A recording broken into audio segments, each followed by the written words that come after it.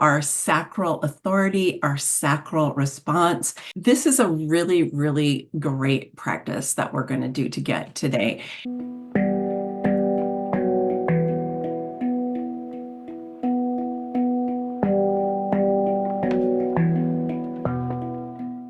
Hi, Rose.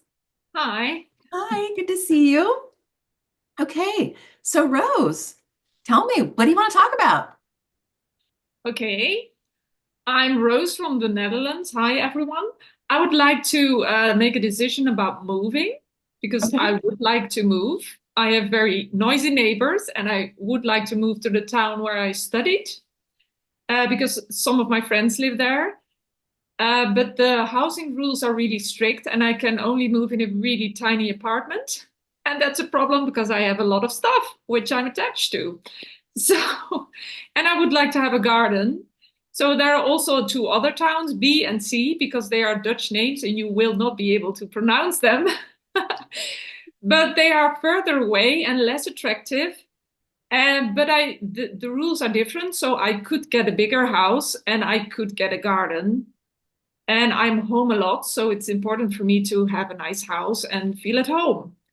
Okay. Um, And there's the timing issue. When do I look for a house? Because it takes like 2 months at least to actually really be able to move there because of all rules, etc. Okay. And my friend is pregnant and she's gonna have her baby in the summer, and I really like to have been moved by then. But I'm also putting pressure on myself because I have a lot of stuff to tidy up, and I'm like, should I go for the summer or not? And my friends want to help me, but I'm anxious to get under pressure to get rid of stuff and then later regret it. So those are the issues Okay. around the moving. So you can see she's got a lot of stuff going on, right, in her Yeah. mind here, right? What about this? What about that? Oh, but what if I do this? Then I'll miss out on that. If I go there, I won't have this, right? This is what the mind does, right? Is the mind is always thinking of but things you haven't taken into account. It jumps around. Talk about scattered. Like to me, that's way more scattered. Do you feel scattered? I feel scattered just hearing you talk about it. Yeah. Okay. So I totally hear you. So to get us started here, I'm just going to ask you a couple of mundane questions. Hmm. Okay. All right. So, uh, are you in France? No. Oh. Okay. See, yep. So it takes a little while, right? Okay. And did you have breakfast this morning? Hmm. Did you enjoy your breakfast? Hmm. Mhm. And did you have dinner tonight? Hmm. And do you like chocolate? Hmm. Hmm. And are you curious about moving? Hmm. Mhm. And are you worried that you're going to do it in the wrong way or at the wrong time? Hmm. Mhm. And does that create some anxiety for you? Hmm. Yeah. And would you like to feel more confident and more clear about when to move, where to move, how to do it, and all of that? Hmm. Would that feel good to you? Hmm. Yeah. So, so you're thinking about move. You have three different possibilities of different places to move, right? You have the town where you studied. You have town B, and you have well, let's just say town A, town B, and town C. You know what they are. Okay. Hmm. So you have these different possibilities. They all have different things to offer them, to offer you, and they have different limitations. So these are different possibilities for you. Hmm. So as you just kind of mull over that, let's just step back all the way and say, is it right for you to move in the next 6 months? Hmm. Okay. Notice that. Yeah. Yeah. Did you say, oh, you wanted to go up in your head? Could you feel Hmm. that? Do you guys see that? One of the things you want to look at is what happens, right, when I say that. If you go, right, you're accessing your thinking mind. Okay. So, so if it were right for you, would you be excited to move in the next 6 months? Hmm. Yeah. And do you want to be close to your friend when she has her baby? Hmm. And would it be best for you to move to town A?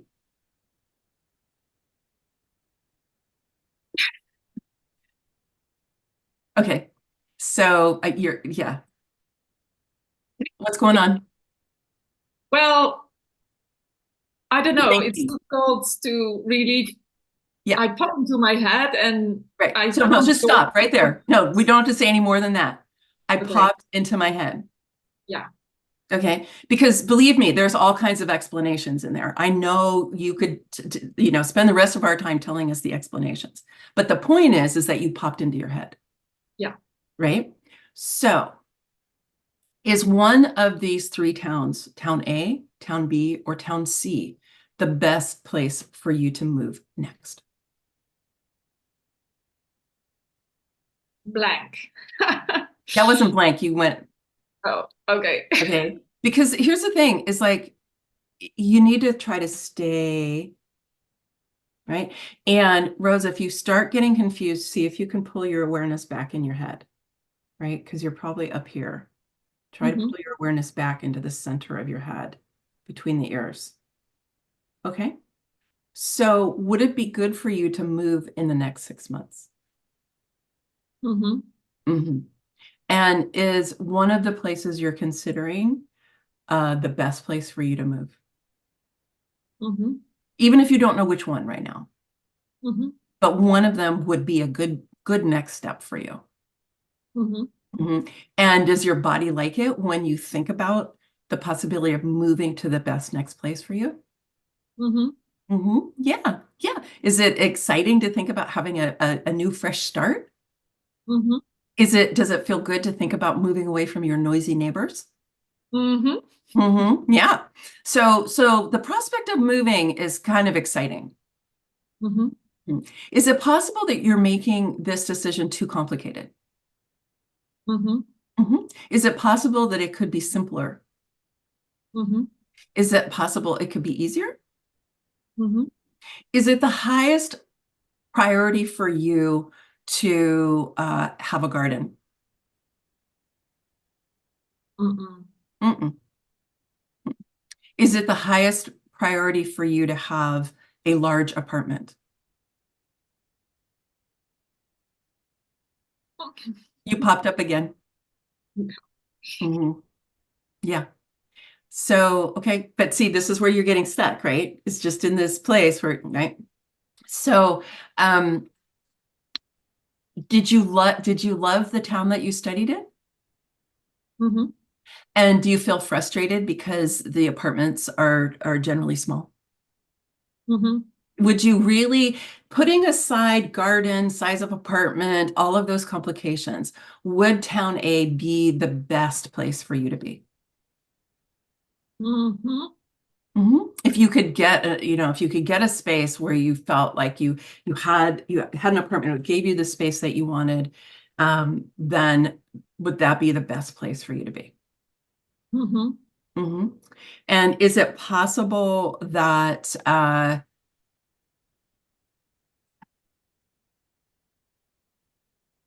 that your attachment to your things is getting in your way? Hmm. Mhm. And would it be in your highest interest uh, to take another look at that attachment and see if you can change it? Hmm. Yeah.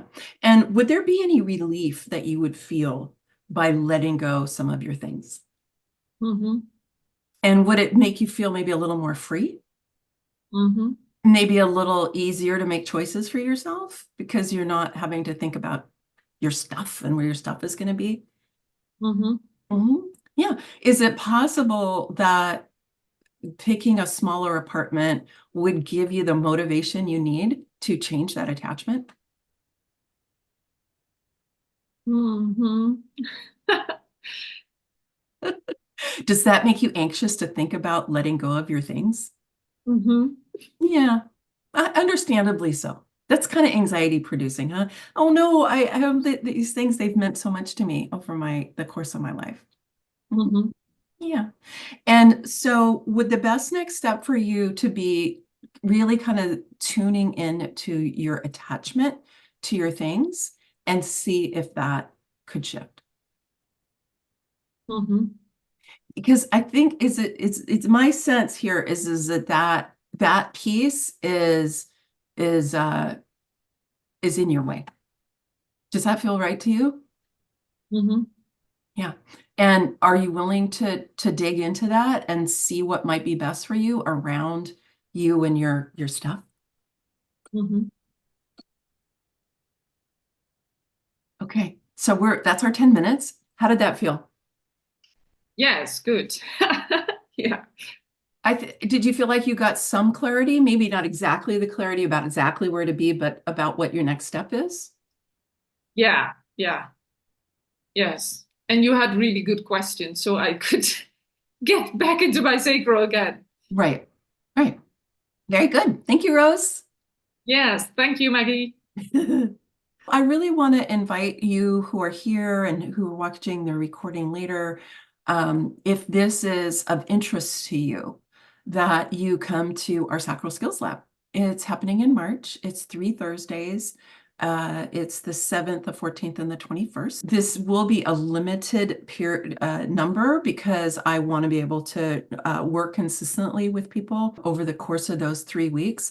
And basically what this is about helping us to understand how the sacral works, about how you can get yourself into a state where you can know if you're working with your sacral. But there'll be lots of practice. It is a lab, right? So I will work one-on-one with people just as you just saw. And you can, it sounds like a lot of you are like, wow, I got a lot just from witnessing that. Everybody will get turns and then practice with each other. Because I think as you can see, a lot of what makes this work is when you cultivate the art of asking questions. It's not just as simple as asking any old yes, no question, right? It's about being able to dive in to what is being revealed so that it can continue to reveal, right? So it's like diving in, things are revealed, we differentiate, we go, okay, it's not that, it's not that, oh, let's go this way. So that's what I'm doing as the questioner. And so it's important for you to get practice learning how to ask questions and not just being asked.